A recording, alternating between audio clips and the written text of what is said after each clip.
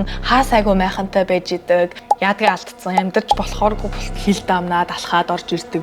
Дундаж цалин гээд оруулсан Монголоос ирсэн жижигхэн охин би ингээд ажиллаад. За hi guys, юу яцгаанда. За би саяхан YouTube-ээр нэг Франц улсын талаар ярьсан бичлэг олж үзсэн. Тэр нь юу байсан бэ гэсэн чинь Цэлмэг влог гэдэг хүний Парисын Вэгүү газруудаар явсан гэсэн влог байсан. Тэгээ би анх удаа энэ хүний бичлэгүүдийг үзлээ. Тэгээд хажуугаар нь Францд ялангуяа Парист 4 жил ажиллаж амьдарсан хүний хувьд энэ бичлэгэн дээр гарч байгаа зүйлүүд болон ярьж байгаа зүйлүүдтэй би 100% санал нийлж байна уу? Парис ялангуяа Франц ингээд үнэхээр ийм яадгийн алдсан амьдарч болохооргүй болцсон ерөнхийдөө улс юм уу гэд ерөнхийдөө илүү дэлгэрэнгүй өөрийнхөө туршлагаасаа хуваалцаа та хэдтэйг ярих гэж бодлоо. Хажуугаар нь та хэд минь угаасаа надаас Францд амьдрах гоё вэ нөө муухай нөө давуу тал сул тал таалагч гин үү гэд асууж исэн. Тэгээ энэ талаар би бичлэг хий гэж амлчаад өдөртөл хийж амжаагүй учраас энэ бичлэгээрээ ингээд батсан нэг бичлэг хий гэж бодлоо. За тэгээд юуны түрүүнд энэ бичлэг маань Цэлмэг влогийг шүүмжилсэн бичлэг биш шүү, зүгээр л санал нийлж байгаа зүйлүүд болон илүү дэлгэрүүлж ярьж болох зүйлүүдийн талаар би ярих гэж бодож байгаа. Энэ бичлэгийг үзснийхаа дараа миний хувьд хоёр сэтгэгдэл төрсөн гэх юм уу та. Энэ бичлэгний гол санаа нь болохоор Монголоос Франц руу, Европ руу цагаалчилж ирэх юм бол өмнөх 10-20 жилийн өмнөх шигэ байха болсон шүү. Хамаг эд хөрөнгөө зараад ингээд Европ руу ирчихэл юм бол сайхан амьдрал ухтнаа гэсэн бодол байха болсон шүү гэсэн нэг тийм гол утга санааг агуулсан юм шиг надад санагдсан. Хэрвээ бүр гэр бүлээ босгоцсон, карьераа Монголдо босгоцсон байжгаад ийшээгээ бүх юмаа зараад хүрээд ирдэг хэлгүй таньдаг хүнгүй яаж хаана ажиллахаа мэдгүй байх юм бол үнэхээр хэцүү гэж би бодож байна. Ялангуяа Солонгос, Австральд хүмүүс хар ажил хийгээд ч юм уу их тиймэрхүү ажлууд хурдан олждаг юм шиг надад санагдсан. Гэхдээ Европт ерөнхийдөө бол тийм тал нь айгүй өөр. Ялангуяа хил дамнаад алхаад орж ирдэг мэрдэг гэд хүмүүс ярьсан байсан. Тийм учраас тийм зүйл бол дими гэж би бодож байгаа учраас энэ сэдвтээ нь бол санал нийлж байгаа. Гэхдээ энэ бичлэгний харуулж байгаа, ярьж байгаа өнгө аяс нь болохоор бас Франц гэсэн энэ том улсыг жоохон ингээд сөрөг талаар нь харуулсан юм шиг надад жоохон сэтгэл төрсөн учраас би ерөөхдөө бол энэ бичлэг ярьж амжаагүй зүйлүүдээ ингээд та хэдтэйгээ хуваалцаад үнэн болон гой зүйлийг бас ярилцъя гэж бодлоо. Тэгээ би бас ганцаараа ингэж мэдрээгүй байлээ. Бас Францд эсвэл Европт амьдарч байгаа хүмүүс бас жоохон нэг талыг бариад энэ бичлэг болцсон юм шиг байна гэсэн хүмүүс комент үлдээсэн байсан тийм. За тэгэхээр хэдүүлээ миний санал нийлж байгаа зүйлүүдийг эхлээд ярий. Ерөнхийдөө бол цагаачтын талаар их ярьсан. Тэгээд ялангуяа Парис бол угаасаа international hot гэдгээрээ алдартай. Тийм учраас ерөнхийдөө бол бүхэл улс үндэстний хүмүүсийг энд харах уулзах, танилцах боломжтой. Гэхдээ энэ бичлэгэн дээр болохоор илүү жоохон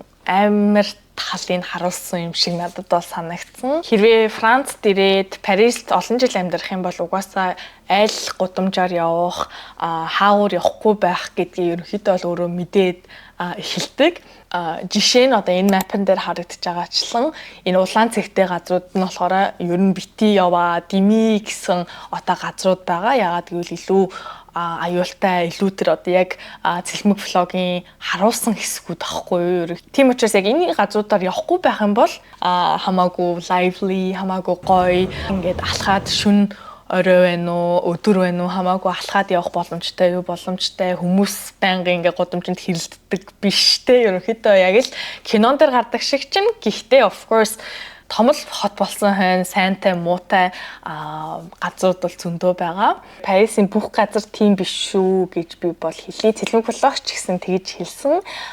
Гэхдээ заримдаа бид нар чинь нөгөө нэг жоохон сөрөг тал яриад ах юм бол тэр сөрөг талын л үнэн reality болгоод ингээ хүлээж авдаг учраас илүү детальчлаад Парис гэхээрээ л ийм муухай байнгын хогтой, байнгын майхантай хүмүүстэй, байнгын харууд хэрэлдээд байж идэг гэсэн үг биш шүү гэж хэлий. Миний хувьд Франц бол угаасаа тийм амар цэвэрхэн одоо Япон шигтэй ямар ч хоггүй тийм улс бол угаасаа биш. Гэхдээ бас бүр яадгаа алдчихсан амар dirty улс бол биш гэж би бол боддог. Би тэгээд Парист 4 жил амьдарсан ч гэсэн стилтэй ингээд заримдаа ингээд зарим хэсгүүдээр нь явахаар яг кинонд байгаа юм шиг одоо хүртэл ерөнхийдөө бол тийм мэдрэмжийг авдаг. Яагаад гэвэл барилгууд нь үнэхээр гоё, гудамжууд нь гоёуд нь гоё. Тийм учраас ерөнхийдөө бол сайн талын харъя гэх юм бол харах зүйлүүд ихтэй. Гэхдээ төгс хот уу гэвэл угаасаа үгүй. Тэгэд ерөнхийдөө Францд ялангуяа Парист ирж амьдармаар байгаа хүмүүс хэлэх юм бол яг л сайн судлаад аль хэсэгт нь эвгүй гарууд амьдардгүү, аль хэсэг нь боломжийн гоё цэвэрхэн байдгүйгээ эртнээс судалчих юм бол Парис том учраас хаана л бол хаана амьдарсан гоё амьдрах боломжтой. Гэхдээ хажуугаар нь угаасаа эвгүй газрыг сонгочих юм бол эвгүй яг тэр бичлэн дээр гарч байгаа шиг амьдрал бол байгаа юу байгаа. And that's the truth. Ерөнхийдөө бол. За тэгээд бас цалингийн талаар ерөнхийдөө бол ярьцгаасан байсан. Энэн дээр надад засаж хэлэх нэг зүйл байгаа. Энэ бичлэгэн дээр болохоор дундаж цалин нь ойролцоогоор 1200-аас 1500 евроны хооронд буюу 4 сая 900-аас 6 сая 100-ийн хооронд байдаг гэд ярьсан байсан. Гэхдээ засах зүйл нь болохоор Францын хуулиараа цалингийн хамгийн доод хэмжээ дундаж бол биш, хамгийн доод хэмжээ нь 1823 буюу одоо татварын өмнө нь юм байгаа. Хэрвээ татварын дараа болох юм бол энэ зурган дээр гарч байгаачлан 1443. Гэхдээ бас энэ дээрээсээ дахиад татвар гэж авдаг. Тийм учраас ойролцоогоор гар дээр 100% ирэх нь 1200-аас 1300-ийн хооронд ерөнхийдөө бол ирэх боломжтой. Энэ нь болохоор цалингийн хамгийн бага хэмжээ. Гэтэ бичлэгэн дээрээ болохоор дундаж цалин гэд оруулсан байсан. Тийм учраас энэнийг бол буруу мэдээлэл засах хэрэгтэй мэдээлэл гэж би бол бодож байна. Тэгээд миний мэдж байгаагаар болохоор сурагч байжгаад одоо ямар ч ажлын experience-гүй ч гэсэн ажлын туршлагагүй ч гэсэн одоо corporate company ингээд тэнцээд ажилд орох юм бол цалингийн дундаж хэмжээ нь ойролцоогоор 2000-аас 2500 байдаг гэсэн мэдээлэл би бол уншсан. Тэгээ би бол өөрөө тэгж бас ажиллаж амьдарсан хүний хувьд найз нөхдөдөөс сонсоход ерөөхдөө тэр хавцаана гэж би бол бодож байна. Гэхдээ энэ үн өртөг бол угаасаа яг л ямархуу төрлийн ажил хийхээс чинь хамаарат өсөж багасна. Гэтэ угаасаа одоо цэлмэг болон тэр бичлэн дээр гарсан хүмүүсийн хэлсэнчлэн амьдралын өртгөө нь угаасаа үнэтэй. Монголын хажууд үнэтэй юу үнэтэй. That's true. Тэ ингээ байрны үн мөн бол үнэхээр үнэтэй. Би нөгөө нэг хэрвээ Францд сурмаар байвал гэсэн бичлэг оруулсан байгаа. Тэндээ та хэд ерөнхийдөө ойролцоогоор байрны үн хидтэй байдгийг мэдсэн байх. Тэгээд би ерөнхийдөө бол ингээд зүгээр сууж ахаар ChatGPT-гээс асууж үзлээ. Одоо авж байгаа цалин болон амьдралын өртгөөрөө Европт, Францд ойролцоогоор хидтэй орд юм бэ? Тэ үнэхээр одоо цалингаас цалингийн хооронд л амьдрах уу гэд ерөнхийдөө бол асуугаад үзлээ л дээ. Тэнгүүд угаасаа Франц агууд яг л дундажтаа орж байна. Яг амар сайн ингээд цалингаа сейв хийгээд ингээд цаашлаад амьдрнаа гэхээр бас үгүй. Гэхдээ бас бусад улсуудынхаа хажууд хамаагүй гайдажгүй ажилдаа ороод ингээд өсөж дэвшээд явах юм бол боломж байгаа юу бол байгаа гэж би бол бодож байна. Тэгэхээр ер нь бол өөрийн хувь хүнээс шалтгаалаад ямар ажилд орохоос шалтгаалаад цалингаа сейв хийж чадах уу, хажуугаар нь ямархуу амьдралтай life quality хүсэж байна. Тэрнээс ч л ерөнхийдөө шалтгаална гэж би бол бодож байна. За тэгээд энэ бичлэгний одоо надад өгсөн нэг өөр мэдрэмж сэтгэгдэл нь болохоор хэрвээ энэ бичлэгийг зарим хүмүүс үзээд сайн болон муу талаар нь харахгүйгээр зөвхөн сөрөг талыг хараад Франц ч ийм гэж илээ штэ. Франц ч ингээд иммиграшндээ ингээд баригдсан хаа сайгүй майхантай байж идэг, хаа сайгүй ингээд харууд хэрэлдээд байж идэг. Очихгүй л өстой амар сейф биштэй ингээд аюултай Европ болцсон гэж илээ штэ гэж хүлээгээд авчих юм бол айгүй тийм буруу ойлголт хүмүүст төрөх учраас би бас ингээд залдруулга маягаар энэ бичлэгээ оруулъя гэж бодлоо. Ялангуяа бакалавра төгсөж байгаа оюутан эсвэл 10 жилийн сурагчтай ингээд Франц руу явах мөрөөдөлтэй, Францд сурах мөрөөдөлтэй байж исэн чинь хэрвээ ээж аав нь энэ бичлэгийг олж үзснээ Франц чи ийм бэ гэж илээ, өстой чамайг явуулахгүй, өстой дими юм байлээ шүү гэд одоо бодол суучихгүй гэсэндээ би ингээд залруулга бичлэг оруулъя гэж одоо өөрийнхөө хувьас бодсон. Жишээ нь сураад яг proper те ингээд системийн дагаад ажилд ороод явах юм бол үнэхээр боломж байгаа юу байгаа. Би бол энд ирж сурснараа, ажилласнараа бол би өөрийгөө айгүй азтай, хажуугаар нь хамгийн зөв шийдвэр маань байсан гэж би бол боддог. Энд сурснараа би дадлагын ажлуудыг ингээд том компаниудад би хийж исэн. Би бол амьдралдаа хизээж дэлхийн number 1 beauty компанид те ингээд гоо сайхны компанид Монголоос ирсэн жижигхэн охин би ингээд ажиллаад байж гин гэж би бол төсөөлж байгаагүй. Тийм учраас би бол Тайванаас шууд Парис руу ирээд магистраа хийгээд ажлын гараагаа энд гаргасанд бол би бол амар ад жаргалтай одоо зөв сонголт гэж би бол боддог. Тийм учраас Францтэй ялангуяа ингээд beauty industry, эсвэл fashion industry-гийн яг ингээд гол цөмөн болсон улс учраас ийм том боломжуудыг хүмүүст олгодог юм шиг бол надад санагддаг. Би бол Франц надад бол сайн зүйлүүдээ харуулсан, өгсөн гэж хардаг учраас айгу муулж чаддаггүй гэх юм уу. Гэтэ угаасаа л бүхэл том улсууд, хотуудад ингээд сайнтай муутай хүмүүс гэж байгаа, сайнтай муутай газрууд гэж байгаа. Тэгээ ерөнхийдөө хаана л бол хаана юм нэг тийм perfect-тэй төгс зүйл гэж байхгүйг би мэддэг учраас нэг байгаа газраа эсвэл байхгүй ч гэсэн өөр улсуудыг би ингээ муулах айгу дурггүй. Тэгээд ерөнхийдөө бол хүн ямарваа нэгэн зүйлийн сөрөг талыг харъя гэвэл сөрөг зүйлүүд л харагдана. Тийм учраас бас сайн талуудыг хараад амьдраад явах юм бол зөндөө сайн зүйлүүд байгаа шүү гэж би бол хэлье гэж бодлоо.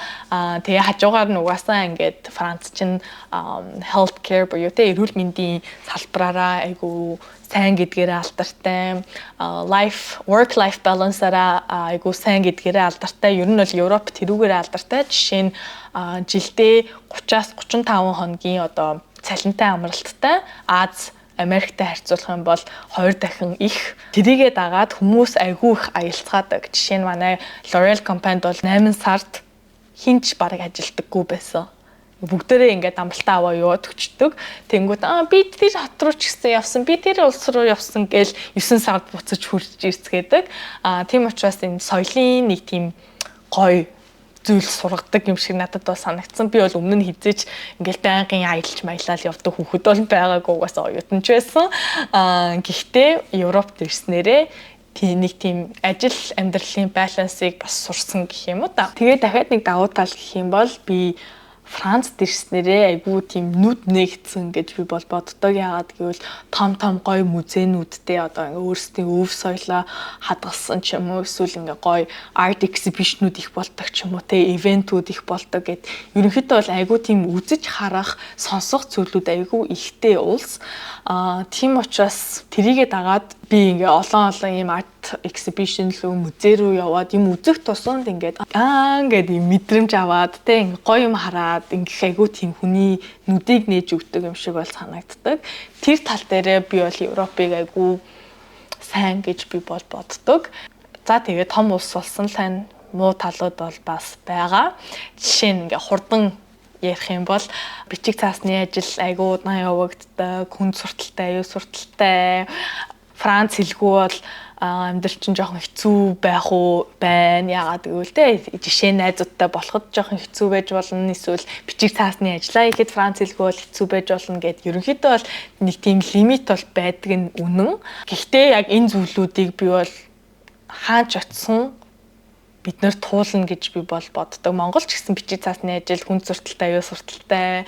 Хэрвээ Монголд гадаадаас хүн ирэх юм бол монгол хэлгүй бол амьдрах юм бол бас хэцүү үнэн те бүгд бас англиар ярьдаггүй. Тийм учраас хүн ерөнхийдөө бол яаж өөрөө хичээн тэрнээс нь л хамаарад ерөнхийдөө бол амьдралын чинь experience те ингээд зүйлүүд өөр байна гэж би бол бодож байна. За нэг иймэрхүү байна. Энэ бичлэгнийхаа эцэст хэлэхэд ерөнхийдөө ингээд интернет дээр явагдаж байгаа юм бичлэгнүүдийг ерөнхийдөө айгүй юм балансалж үзээрэй гэж би бол хэлье. Нэг талыг барьж Франц муухай шүү гэхгүйгээр эсвэл нэг талыг барьж үнэхээр Франц the perfect улс шүү, кинон дээр гардаг шиг шүү гэхгүйгээр яг л энэ хоёр зүйл чинь ингээд хамтран оршдог учраас ер нь overall picture те ингээд бүх зүйлийн нэгтгэж хараад судлаад үнэхээр ирэхээр бол ирээд амьдраасаа гэж би бод хүсэж байна. Тэгэхээр энэ бичлэгээ ингээд дуусгая. Окей, bye bye.